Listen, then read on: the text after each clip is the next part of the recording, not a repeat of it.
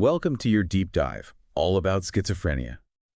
We've got excerpts from a medical atlas on schizophrenia, ready to go beyond those common misconceptions. Absolutely. I think a well-rounded understanding is what we're aiming for. We'll unpack a lot, like the historical perspective and latest scientific findings. Perfect.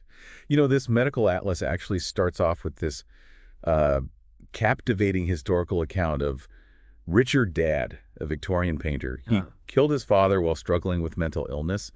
And his artwork from that time really captures the era's perception of raving madness. Yeah. Makes you wonder how much was a reflection of his internal struggles. It's a chilling thought, isn't it? And it really highlights how dramatically our understanding of mental illness has just evolved over the years. Like James Tilly Matthews, a patient at Bethlehem Hospital, this was in the early 1800s, he believed that his thoughts were being controlled by pneumatic chemistry. He even drew these detailed diagrams of this imaginary apparatus that was controlling his mind. I saw that. It's like an heirloom contraption Yes. in the atlas. And Yeah. It's almost comical now, but back then it was someone's genuine attempt to explain their reality. So how'd we get from heirlooms to, our current understanding of schizophrenia? it was a gradual process, key figures shaping the field along the way. Emil Kraepelin, for instance, made a huge distinction in the late 19th century between dementia praecox and manic depressive insanity, now known as schizophrenia and bipolar disorder. It must have been a huge leap forward, finally recognizing these are distinct conditions. Exactly. Then in 1911, Eugen Bleuler, he introduced the term schizophrenia, shifting the focus away from this idea of inevitable dementia and towards the psychological deficits at play, things like the loosening of associations, a core concept even today in our understanding of the disorder. So we moved from focusing on observable behaviors to considering the underlying thought processes. Makes sense. The Atlas also mentions Kurt Schneider's first-rank symptoms from 1959. How do those fit into the picture? Well, Schneider, he identified symptoms. He believed they were very specific to schizophrenia. Things like hearing voices, commenting on your actions, or maybe feeling like your thoughts are being withdrawn from your mind. While influential, they're not the be-all and end-all of diagnosis, as the experience of schizophrenia is far more varied. So diagnosis isn't just like a checklist. It's about understanding the bigger picture. The atlas dives into symptom clusters, positive, negative, and disorganization. Can you unpack what that means for someone experiencing schizophrenia? Think of it this way. Positive symptoms are additions to a person's experience. So like hallucinations, delusions, you're seeing things that aren't there, having these unshakable beliefs that contradict reality. That sounds so disorienting. Absolutely. Then you have negative symptoms, which are basically like diminutions of normal functions. So like withdrawing from social interaction, a lack of motivation, or having a flat emotional response. It's like parts of their personality have become muted. And finally, disorganization. I imagine that relates to the thought process we were talking about earlier. Exactly. Disorganization. This manifests in both thought and behavior, so their speech might jump between these unrelated topics, making it really hard to follow their line of reasoning. Actions can be unpredictable, even bizarre at times. It's like their internal compass for logic and reason has gone haywire. So hallucinations are considered a positive symptom. What's that like for someone with schizophrenia? The atlas mentions they can affect any of the senses, but auditory hallucinations, like hearing voices, are the most prevalent. Yeah, that's right. About 60 to 70% of people with schizophrenia, they experience auditory hallucinations. And it's not just random voices. These are sometimes called Schneiderian voices. They often comment on the person's actions, argue with each other, or even just echo the person's own thoughts. I can't imagine. That would be very distressing. Are there other types of hallucinations? Visual hallucinations are less common, but can be very vivid. Seeing people, objects, patterns that aren't actually there. There are also tactile hallucinations, like feeling bugs crawling on your skin, and olfactory hallucinations, which involve smelling things that aren't present. That's a lot to deal with. Then there are catatonic symptoms the atlas mentions. They seem so impactful because they're affecting movement directly. Catatonic symptoms are quite a striking feature of schizophrenia. You could imagine someone holding a bizarre posture for hours, their bodies stiff and unmoving, or engaging in these repetitive, seemingly purposeless movements. Yeah, the atlas talks about waxy flexibility. What is that? Imagine someone's limbs being moved into a position, like a doll, and they just stay that way, almost as if molded. Their bodies disconnected from their will. Oh, wow. That's a powerful image. And then thought disorders, the atlas uses the analogy of Knight's move thinking. Can you tell me more about that? Imagine a knight in chess moving in its unique L-shaped pattern across the board. Well, in knight's move thinking, thoughts jump from one topic to another that's totally unrelated, seemingly with no logical connection. Trying to follow their line of reasoning can feel like you're navigating a maze with constantly shifting walls. Must be frustrating for both the person experiencing it and those trying to communicate with them. The Atlas also mentions the use of neologisms and metonyms. How do those play in? Neologisms are made-up words. They have meaning only to the person using them. It's like their brain is generating its own private language. Metonyms involve using words in these unusual personal ways, substituting one word for another that's only vaguely related. So it's not just the illogical jumps, but the words themselves become distorted. What about delusions? The Atlas describes a whole spectrum. Persecution, reference, control, grandeur. It seems like delusions can be so powerful and so varied. Delusions are firmly held beliefs that defy logic and evidence. Imagine being convinced that you're being followed or poisoned despite no evidence to support it, or believing that you have special powers or are a famous historical figure. It's like their reality is filtered through this lens of unshakable conviction. Based on the materials you provided, you seem interested in the delusion of reference. Can you tell me more about that? Sure. So with the delusion of reference, people believe that everyday occurrences have this special significance for them. For example, they might think a news report is sending them a secret message, or that strangers on the street are talking about them. Oh, wow. That's fascinating. It seems like that could even tie in with some of the conspiracy theories you've been researching. Yeah. It makes you think about how a predisposition to, see patterns, even where they don't exist, could lead to this type of delusion. That's a great observation. It highlights the complexity of understanding, how delusions form and the interplay between these individual predispositions and environmental triggers. We've gone from heirlooms controlling thoughts to a loosening of associations and this whole spectrum of symptoms. Sounds like schizophrenia can manifest in so many ways. It really does highlight the diversity of the experiences within this diagnosis. And this leads perfectly into our next area, epidemiology and risk factors associated with schizophrenia. The Atlas mentions it's not as rare as some might think. What's the actual prevalence? The incidence is estimated to be between 10 and 70 new cases per 100,000 people each year. And over a lifetime, the risk of developing schizophrenia is somewhere between 0.5 and 1%. Oh, that's higher than I would have guessed. Mhm. Are there any patterns in who develops schizophrenia? Does it affect certain groups more than others? There are some interesting trends. Schizophrenia is more frequently diagnosed in people who are born or raised in inner city environments. And there's even a curious seasonality effect, with a slightly higher number of births among people with schizophrenia occurring in late winter and early spring.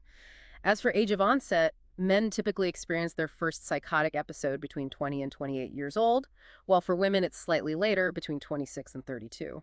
It makes you wonder what's behind those trends, both environmentally and biologically. Speaking of biology, what about the role of genetics? Is schizophrenia inherited? The current thinking is that schizophrenia arises from this complex interplay of genetic and environmental factors. While it's not caused by a single gene, multiple genes can increase susceptibility. So it's more like a predisposition, and then environmental factors can act as triggers. The Atlas mentions things like complications during pregnancy or birth, low birth weight, even prenatal infections as potential early environmental factors. Yes, research suggests that those early experiences can increase the risk. For instance, complications during pregnancy or birth can roughly double the chances of developing schizophrenia later in life. What about later in life? I'm particularly interested in the link between substance use and schizophrenia. Right, that's an important area. So while many drugs can temporarily induce psychosis, some, like cannabis, have been linked to an increased risk of developing schizophrenia. A study of Swedish army recruits found that those who used cannabis heavily, we're talking over 50 times, had a six-fold increase in their risk compared to non-users. Six-fold. That's huge. What could be behind that connection? Is it causal or just a correlation? That's the million-dollar question, isn't it? It's a very complex relationship, and researchers are still trying to tease apart the cause and effect. It could be that cannabis use triggers the onset of schizophrenia in individuals who are already genetically predisposed. Or perhaps, some personality traits that increase the risk for schizophrenia also make someone more likely to experiment with cannabis. It's likely a mix. Seems like there's still so much to learn about this link. But that six-fold increase is pretty concerning, especially with the increased availability and potency of cannabis in so many parts of the world. What about other environmental factors? The atlas also mentions things like stressful life events and migration. Stressful life events, especially during critical developmental periods, can definitely act as triggers in individuals who are vulnerable. And migration, particularly to a place where someone feels isolated or like a minority, has also been associated with an increased risk. It really speaks to the impact of, social and cultural factors on mental health. This is all really insightful, but I'm ready to dive a bit deeper into the brain itself.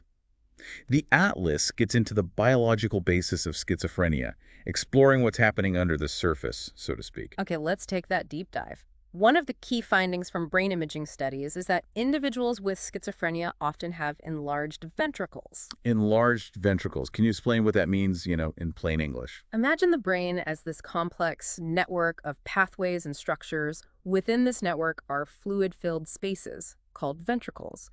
And in people with schizophrenia, these spaces often appear larger than usual, suggesting a loss of brain tissue in surrounding areas. It's like some rooms in the brain's house have gotten bigger, but the walls around them have kind of thinned. And is this a consistent finding? Does everyone with schizophrenia have these enlarged ventricles? Well, while it's not present in every single case, it is frequent enough to be considered significant. The extent of the enlargement can vary, but it's detectable using brain imaging techniques. So what's the significance?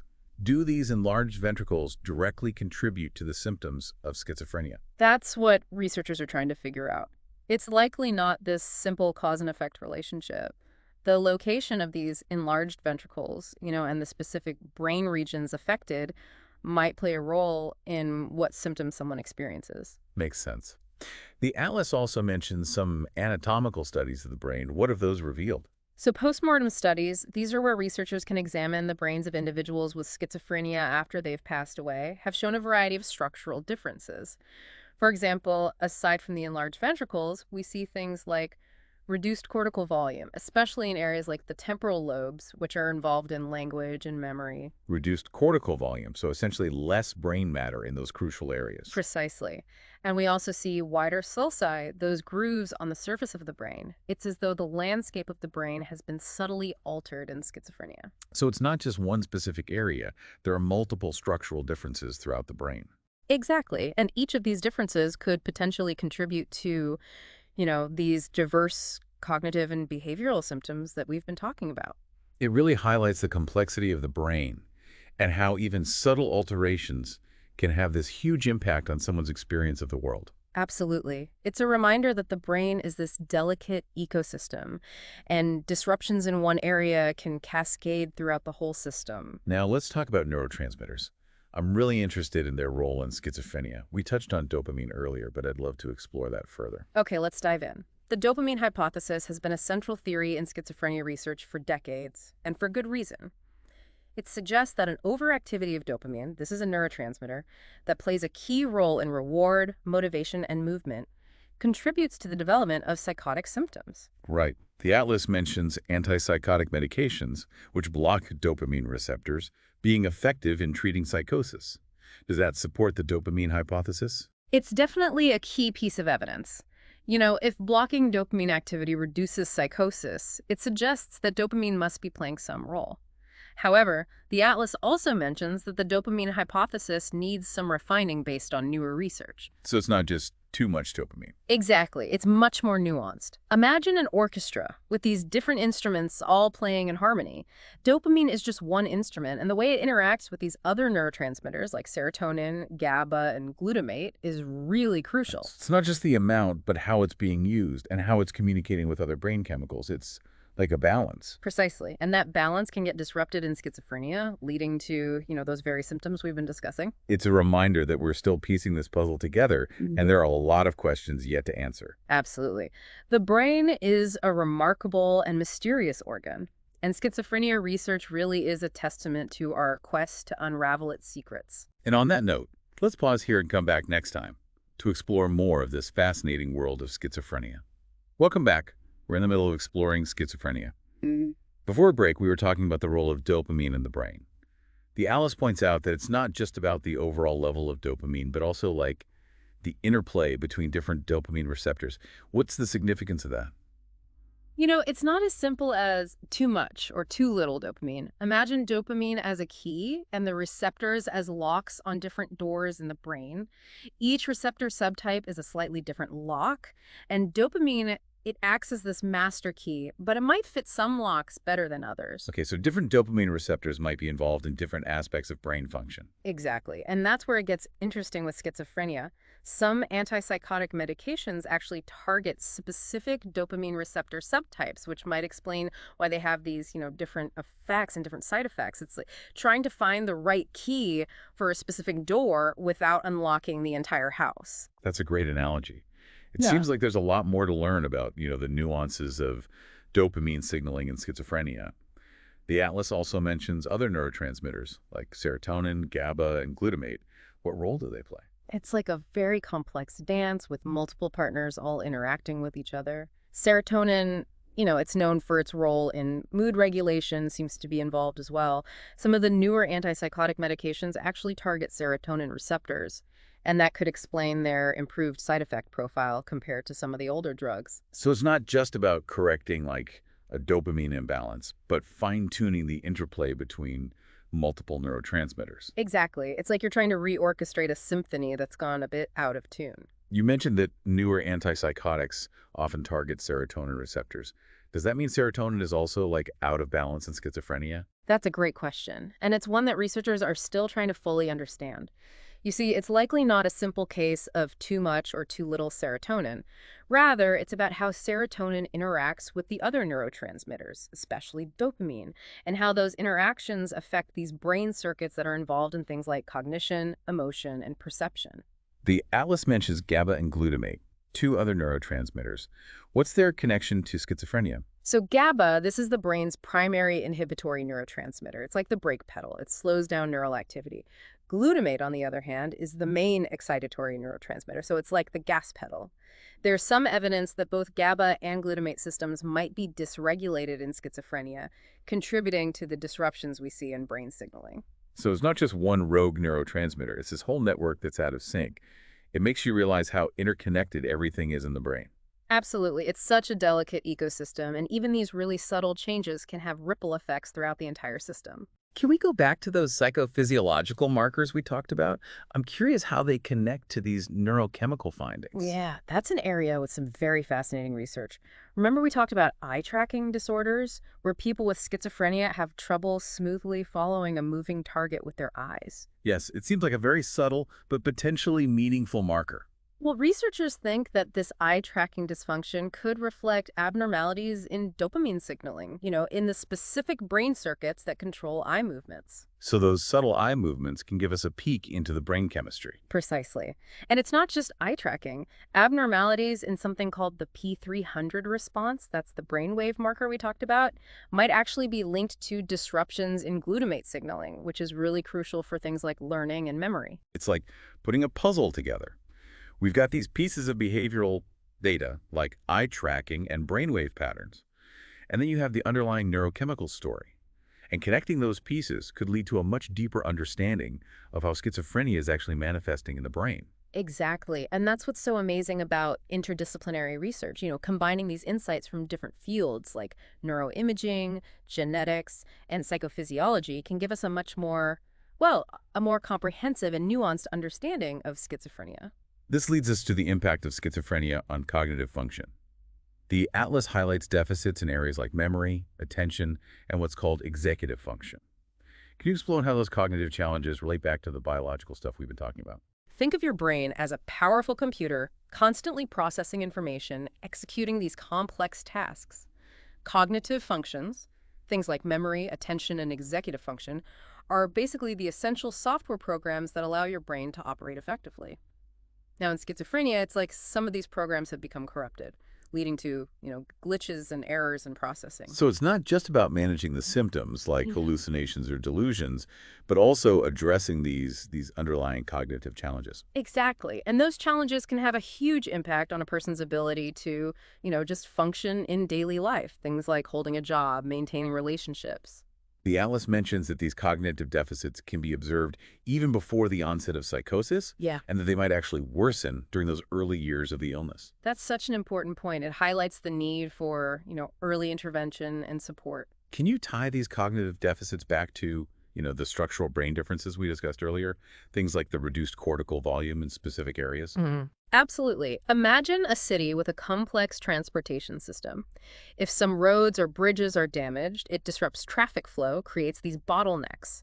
Similarly, if brain regions involved in memory, attention, or executive function have reduced volume or connectivity, it can impair those processes. So the structural integrity of those brain regions is crucial.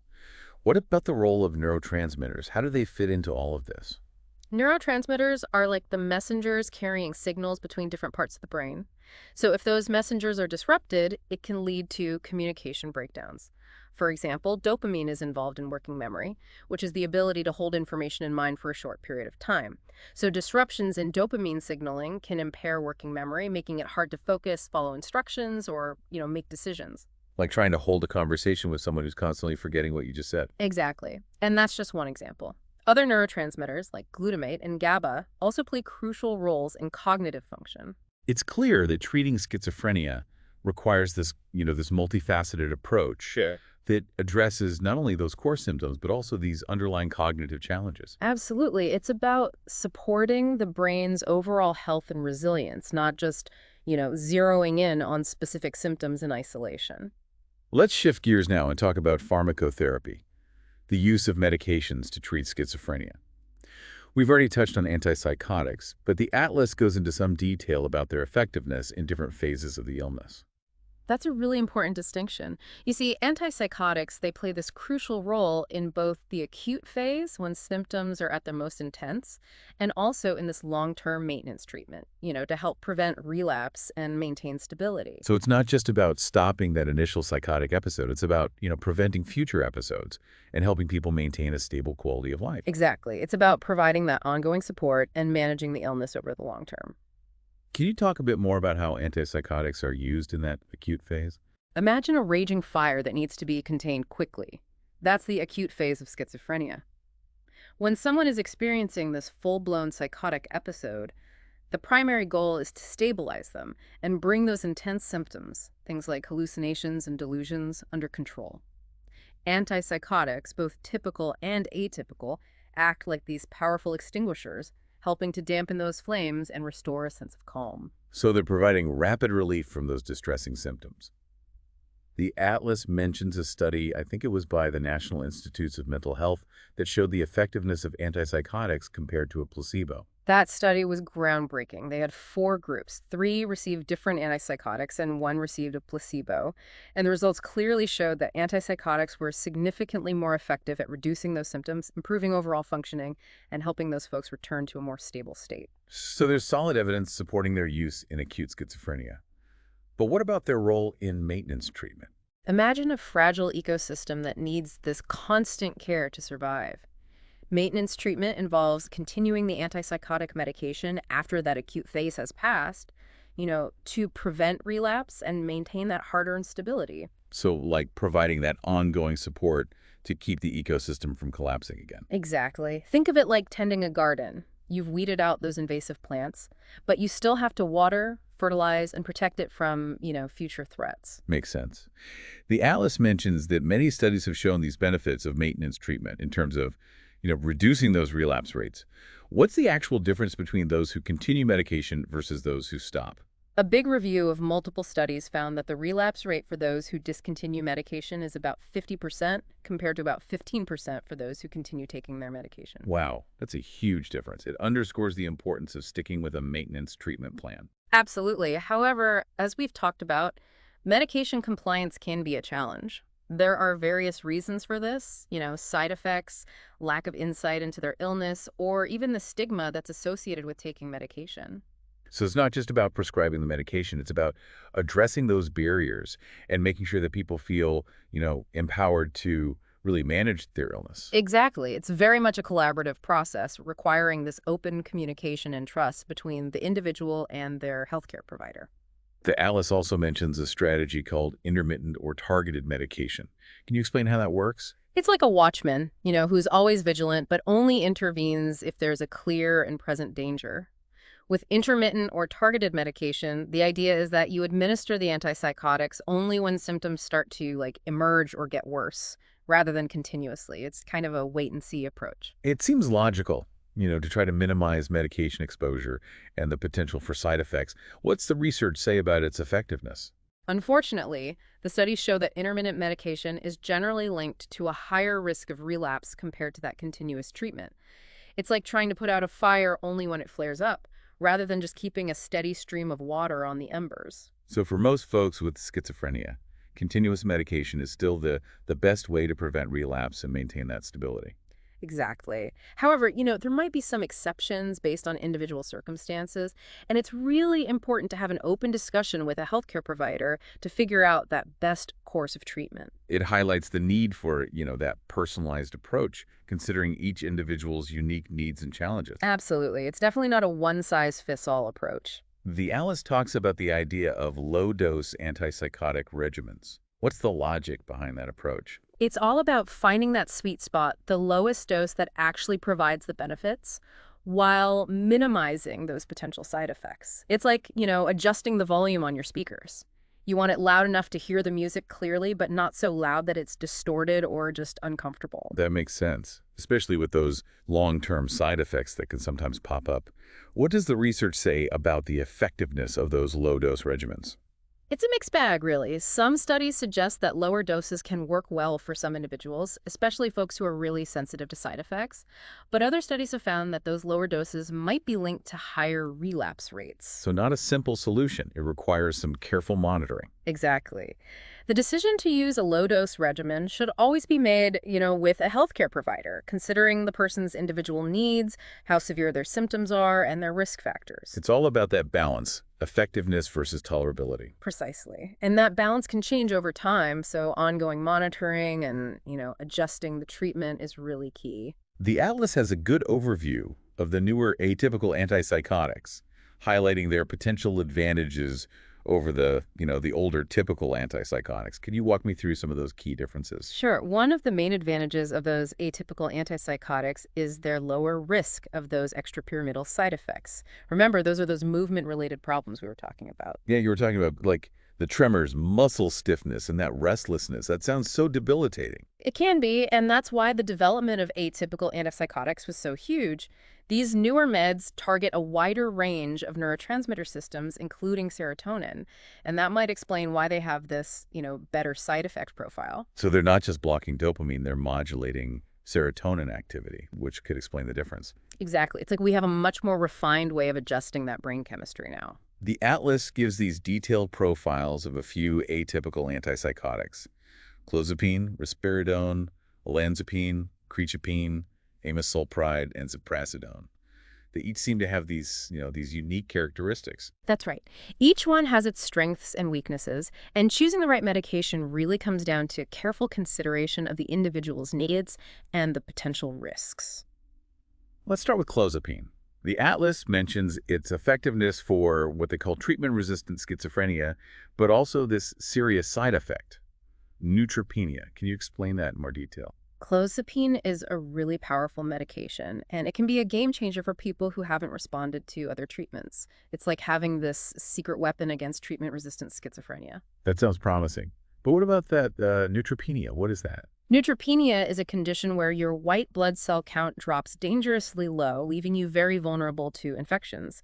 It's rare, but can be a serious side effect of clozapine, so people taking it need regular blood monitoring to make sure they're safe. So it's a trade-off, potentially life-changing effectiveness, but with this need for really careful monitoring. Exactly. The benefits often outweigh the risks, but it requires being very vigilant and having close collaboration with a healthcare provider. What about risperidone? How does that compare to clozapine? Risperidone is another widely used atypical antipsychotic.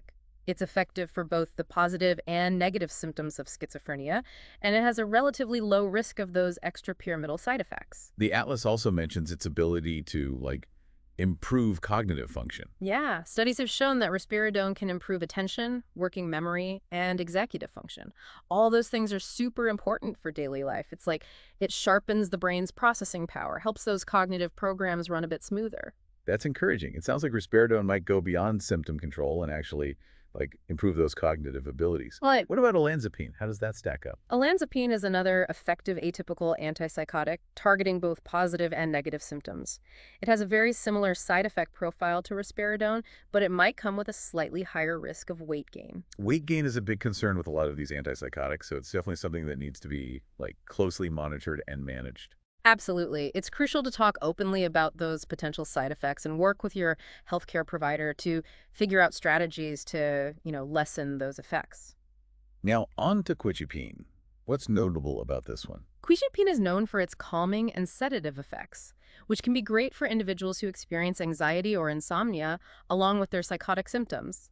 It's like a gentle lullaby for the brain, helping to soothe those racing thoughts and get some restful sleep. That sounds helpful. Especially given how disruptive those sleep problems can be for someone with schizophrenia.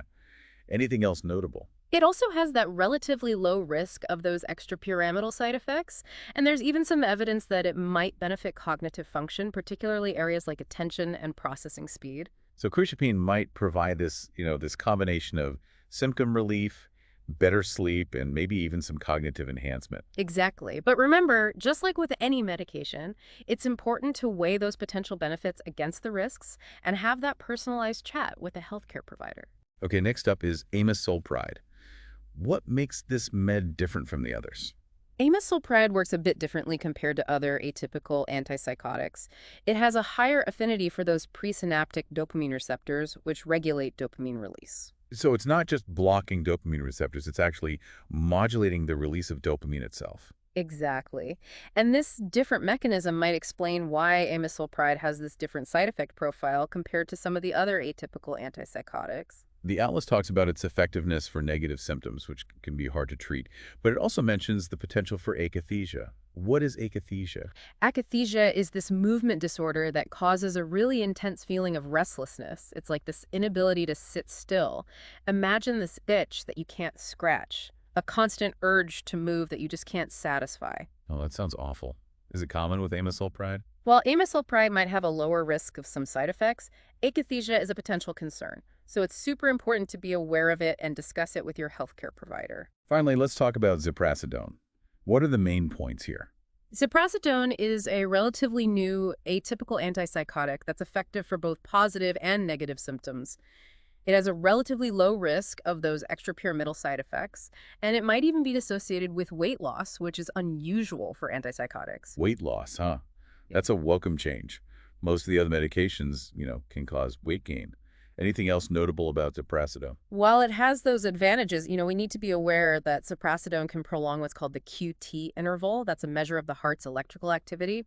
This can increase the risk of arrhythmias, so it's crucial to monitor heart function in people who are taking this medication. So like with any medication, there's a balance of benefits and risks to think about with ziprasidone. For sure. The best antipsychotic should always be chosen based on the individual, their symptoms, medical history, and potential risk factors. This overview of atypical antipsychotics has been super helpful. It shows how far we've come in finding medications that work better and have fewer side effects. But the search for even better treatments continues. Researchers are always looking for new targets and new ways to make these medications even more effective and safer for folks with schizophrenia. Speaking of new treatments, let's get back to those psychological therapies, which play this vital role in schizophrenia management. We briefly mentioned CBT earlier, but let's dig a little deeper now. CBT has become this powerful tool for helping people with schizophrenia manage their symptoms, feel less distress, and improve their overall quality of life. Can you remind me of the basic ideas behind CBT and how it's applied in schizophrenia? Imagine your mind as a garden. It has beautiful flowers, but there are also these pesky weeds. Well, CBT is like the skilled gardener. It helps you to identify those weeds, like negative thought patterns and unhelpful behaviors, and replace them with, healthy flowers, like positive thoughts and good coping strategies. So it's about getting rid of those distorted thoughts and growing a more resilient mental landscape. How does that apply to schizophrenia specifically? In schizophrenia, CBT can help individuals identify and challenge those delusional beliefs, those unshakable convictions that defy logic. It's like gently questioning the weeds and helping them see a different point of view. So instead of arguing with the delusions, CBT helps people develop a more I guess, a more critical and objective view of those thoughts. Exactly. It's about creating space to examine those thoughts, but without judgment or fear. CBT can also be really helpful in dealing with hallucinations, those sensory experiences that feel so real, but, they aren't based in reality. Trying to function in a world where your senses are deceiving you, that must be incredibly hard. Yeah. How can CBT help with that? CBT can provide some really good strategies to manage that distress that comes with hallucinations. It can help people reframe those experiences and develop some coping mechanisms that reduce the impact they have on daily life. It's like developing a toolkit for navigating those difficult moments. That makes a lot of sense. The Atlas mentions some good results from studies on CBT for schizophrenia. Can you tell me about those? One study found that individuals with chronic schizophrenia who went through CBT had significant reductions in how much they believed, how preoccupied they were with, and how distressed they felt about their delusions. It's like those pesky weeds just lost their power over the garden. That's such a great visual. It suggests that CBT can help people gain a sense of control over those symptoms, even if those delusions are still present. Exactly. It's about reducing the suffering and improving that quality of life, even if we can't completely erase the symptoms. Another study found that CBT actually reduced how often and how severe auditory hallucinations were. Those voices can be really disruptive. So maybe not just managing the distress, but actually reducing the hallucinations themselves. Precisely. CBT is really about giving individuals with schizophrenia the power to take a more active role in managing their illness and getting their lives back. It really shows the importance of having that holistic treatment approach, incorporating both the medication and psychological therapies like CBT. Absolutely. It's all about understanding that schizophrenia is complex, affecting both the brain and the mind. Beyond CBT, the Atlas also talks about neurocognitive remediation, vocational rehabilitation, and social skills training. What roles do those play in treatment? Think of it as like building a whole support system for the brain so it's healthy and functioning well. Neurocognitive remediation is like physical therapy for the brain. It focuses on strengthening specific cognitive skills, things like attention, memory, and executive function. It's about helping those corrupted programs to run more smoothly. Like building mental muscle, strengthening those cognitive abilities that are often weak in schizophrenia. What about vocational rehabilitation? So vocational rehab focuses on helping people develop job skills, find work that fits their abilities and interests, and maintain a satisfying work life. It's about understanding that having a job can give you a sense of purpose, meaning, social connection, and that financial independence that's so crucial for recovery. So it's really empowering people to contribute to society, to live a more fulfilling life. What about social skills training? Social skills training helps people improve their communication skills, how they interact with others, which can be difficult because of the social withdrawal and isolation that often comes with schizophrenia. It's like learning this new language, the language of social interaction, and developing the confidence to use it. It's like bridging that social gap, helping folks connect with others and rebuild those support networks. Exactly. It's about creating a feeling of belonging, reducing that loneliness that can come with mental illness. All these therapies, CBT, neurocognitive remediation, social skills training, they all seem crucial in helping people recover and achieve greater independence and fulfillment. You got it. It's all about understanding the challenges that come with schizophrenia and having a variety of tools available to help people recover. This discussion has really shown how important it is to have that holistic and individualized approach to caring for people with schizophrenia. It's not just about the symptoms. It's about supporting individuals on their journey to live a more fulfilling and meaningful life. I totally agree. And that journey needs to be a collaborative one, between the person, their healthcare providers, and their support network. Before we finish up this deep dive, I want to touch on something really important that we often overlook: the stigma and discrimination surrounding schizophrenia. You're right. Stigma can be this huge barrier to getting help and getting treatment. It's like a wall that separates people with schizophrenia from the support they need. The Atlas really emphasizes the need to tear down those walls and create a more inclusive and compassionate society. Reducing stigma requires education, empathy, and a real change in how society views mental illness. We need to understand that schizophrenia is this complex medical condition. It's not a personality flaw or a weakness. It's about seeing the humanity of the person with schizophrenia, creating this sense of shared humanity. Exactly. We need to stop being afraid or judgmental and really embrace a more nuanced and compassionate understanding of mental illness. This deep dive has been incredibly insightful, showing just how multifaceted schizophrenia is. We've looked at its history, symptoms, risk factors, the biological underpinnings, and the evolving landscape of treatments. And it's clear that although it can be a really challenging illness, there's hope for recovery and a good life. Absolutely. And that hope comes from ongoing research, new and innovative treatments, and a growing awareness of the importance of early intervention, comprehensive care, and reducing that stigma. Let's take another break here. When we get back, we'll talk about the importance of early intervention and that community-based care model in shaping the future of schizophrenia treatment. Welcome back to our deep dive, Exploring Schizophrenia. Before the break, we were talking about this idea of a holistic approach to treatment, right? Addressing both the biological and the psychological. Now, I want to focus on early intervention. That Atlas emphasizes how important it is, this potential to really change how schizophrenia progresses. Yeah, you're absolutely right. Early intervention is so crucial in providing effective care for schizophrenia. It's this idea that the sooner we can, identify and address the illness, the better the chances for a positive outcome down the road. Think of it like, taking care of a garden. If you catch those weeds early on, they're a lot easier to deal with, and they don't have the chance to cause as much damage. So it's about spotting those subtle warning signs before they turn into a full-blown psychotic episode. Precisely. Early intervention focuses on something called the prodromal phase, which is the period before a full-blown psychosis, when we start to see those subtle signs and symptoms. It's like noticing the first few weeds popping up, a little sign that things need some attention. The Atlas mentions something called the duration of untreated psychosis, which is the time between those first symptoms appearing and when treatment actually begins. So that can have a big impact on outcomes. What have we learned from the research? Studies show that longer periods of untreated psychosis are linked to more severe symptoms, difficulty functioning, and a less hopeful outlook. It's like letting those weeds just grow and grow. They get harder to get rid of, and they start to, choke out the healthy plants around them. So early intervention is about stopping those weeds from taking over the garden. But what are some of the challenges? Spotting those prodromal signs, that can't be easy. Yeah, that's a big one. Those early signs, they can be so subtle and easy to miss. Even trained professionals have a hard time sometimes. They often show up as kind of general changes in mood, behavior, thinking, like someone's more anxious, they withdraw socially, have trouble focusing, maybe they have unusual thoughts or perceptions. It's like trying to find a single weed sprout in a huge field. So we need a lot of awareness, and not just from doctors, but from the people themselves, their families, friends. You got it. It's about noticing those little changes in someone and knowing when to get help. Another big challenge is stigma.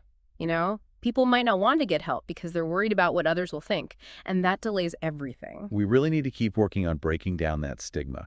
Getting help with mental health should be totally normal and encouraged. Absolutely. And then there's the issue of resources. We need enough mental health services, and they have to be available, which is a problem in a lot of places. Let's switch gears a little bit. The Atlas talks about this big shift in how we care for people with schizophrenia. It's a move from institutionalization to community-based care. Can you talk more about that? It's been a huge change in mental health. Years ago, people with serious mental illness like schizophrenia were often sent to live in institutions away from everyone else. But then antipsychotic meds came along in the 1950s, and along with that, we started to understand how important it was to be a part of a community, for recovery. That's when things started to shift toward this idea of community-based care. So instead of being hidden away, the focus was on supporting people within their own communities. Right. It's recognizing that people with schizophrenia can live meaningful, productive lives in society if they get the right support. What does that support actually look like? What are the key parts of community-based care for schizophrenia? Picture a network of support, a safety net built right into the community. Case management is a big part of it. That means there's a professional who helps coordinate care, connects people with different services, and just provides support and advocacy. It's like having a personal guide for navigating the whole, sometimes confusing world of mental health care. So someone's always there making sure people don't slip through the cracks. What other services are there? There's something called assertive community treatment, or ACT.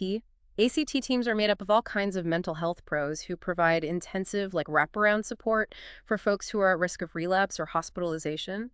They actually go out into the community, meet people where they're at home, in shelters, or even on the streets, offering this proactive and personalized care. Wow. It sounds really hands-on, meeting people where they are instead of waiting for them to reach out. What about housing?